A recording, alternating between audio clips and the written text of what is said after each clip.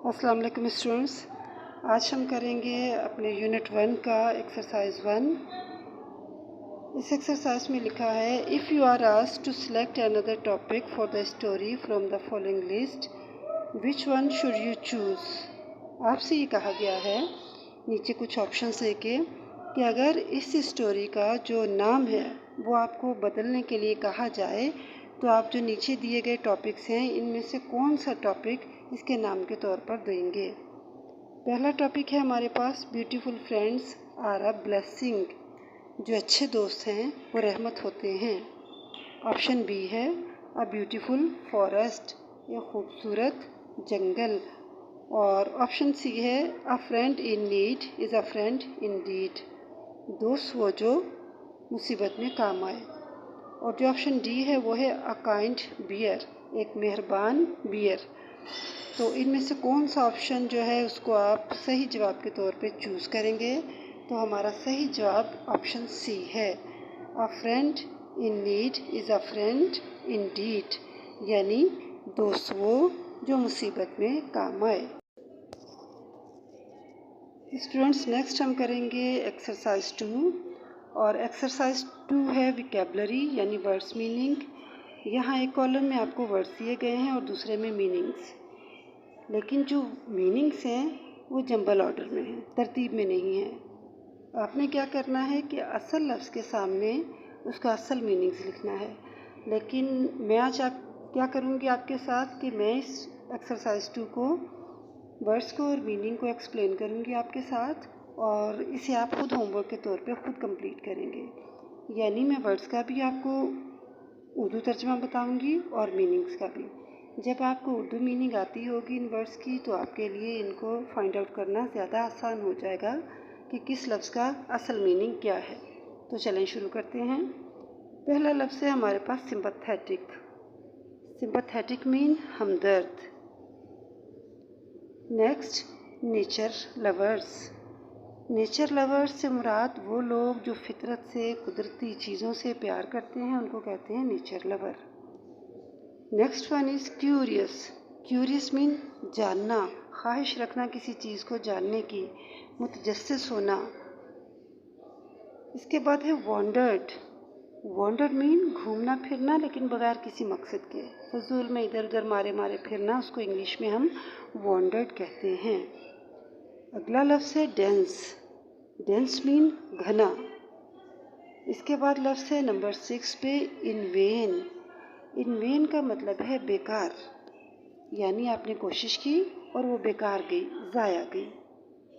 इसके बाद अगला लफ्ज़ है अबेंडन। अबेंडन का मतलब है छोड़ देना, किसी भी चीज़ को छोड़ देना। इसके बाद है लफ्ज़ पैरालाइज्ड। पैरालाइज्ड मीन मफलूज हो जाना, हरकत ना कर सकना। नंबर 9 पे वर्ड है अपोलोजाइजिंग। अपोलोजाइज कहते हैं माजरत करने को, माफ़ी मांगने को। इसके बाद लफ्ज़ है हमारे पास विस्पर। विस्पर मीन सरगोशी करना, कान में आहिस्ता से कोई बात कहना। और आखिरी लफ्ज़ है हमारे पास एम्बेरस्ड। एम्बेरस्ड मीन शर्मिंदा होना। ये तो थे वर्ड्स, कॉलम वाले वर्ड्स में जो वर्ड्स थे उनको मैंने उर्दू में ट्रांसलेट किया और आपको बताया कि इनका क्या मतलब है उर्दू में। अब मैं एक्सप्लेन करूँगी मीनिंग वाले कॉलम में जो लफ्ज़ हैं, जो वर्ड्स हैं उनको। तो सबसे पहले है हमारे पास अनएबल टू मूव।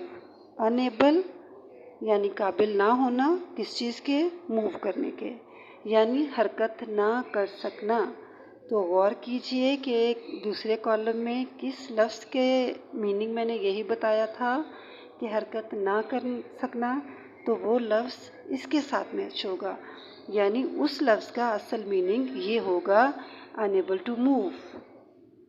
बी में हमारे पास है walked around without any purpose. Purpose mean मकसद।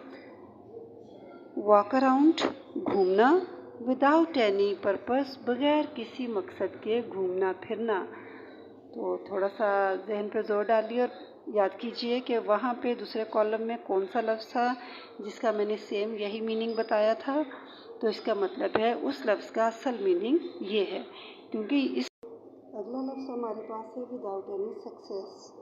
विदाउट एनी सक्सेस का मतलब है कि बगैर किसी कोशिश के। और अभी आप खुद देखेंगे, खुद समझेंगे। मैंने एक्सप्लेन किया है कि दूसरे वाले कॉलम में किसका मतलब ये होगा विदाउट एनी सक्सेस। अगला लफ्ज़ हमारे पास है अशेम्ड, और अशेम्ड का मतलब है शर्मिंदा होना।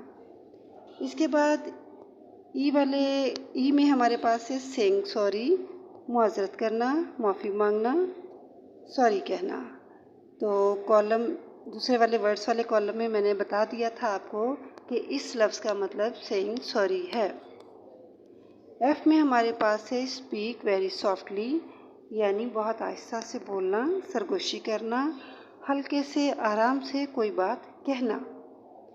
जी में हमारे पास है kind to someone who is sad और हर्ट। अगर कोई सैड है और हर्ट है तो उसके साथ हमदर्दी करना। तो किसके साथ ये मैच होगा, ये किस लफ्ज़ का मीनिंग है, मुझे यकीन है कि बखूबी आप समझ गए होंगे। अगला लफ्ज़ है थिक। थिक मीन घना। आई में हमारे पास है दोज हु एंजॉय नेचर, वो लोग जो नेचर को एंजॉय करें। तो जो नेचर को एंजॉय करते हैं क्या कहते हैं उन्हें, अभी मैंने आपको बताया था। थोड़ा सा ज़हन पे ज़ोर दें, गौर करें, समझें और जल्दी से जवाब फाइंड आउट कर लें। शाबाश। नेक्स्ट लफ्ज़ हमारे पास है leave someone because it is dangerous to stay. Leave someone, किसी को छोड़ देना उस वक्त जब आपका वहाँ पे ठहरना ख़तरे से खाली ना हो, जब आपका वहाँ ठहरना ख़तरनाक हो सकता है। तो लीव किसका मीनिंग था, एक्सप्लेन किया मैंने। उसके साथ टिक कर दें, मिला दें इसको। और आखिर में हमारे पास है वांटेड टू नो, जानना, मुतजस्सिस होना, ख्वाहिशमंद होना किसी बात को जानने के। तो वर्ड्स वाले कॉलम में किस लफ्ज़ के साथ मैंने ये एक्सप्लेन किया था, जानना, मुतजस्सिस होना, किसी चीज़ को जानने की ख्वाहिश रखना। तो ये बिल्कुल उसी का मीनिंग है, उसी का मुतरादिफ है, उसी का सिनोनिम है। वर्ड्स को और मीनिंग्स को दोनों को मैंने एक्सप्लेन किया बेटा आप लोगों के लिए। अब आपने इस एक्सरसाइज को खुद सॉल्व करना है और सॉल्व करके मुझे चेक करवाना है कि आपने ठीक किया है या नहीं किया है। ठीक है, इंशाल्लाह खुद आप इसको कर सकेंगे। बाकी अगला काम, अगली एक्सरसाइज इंशाल्लाह हम अगली वीडियो में करेंगे। तब तक टेक केयर, अल्लाह हाफिज़।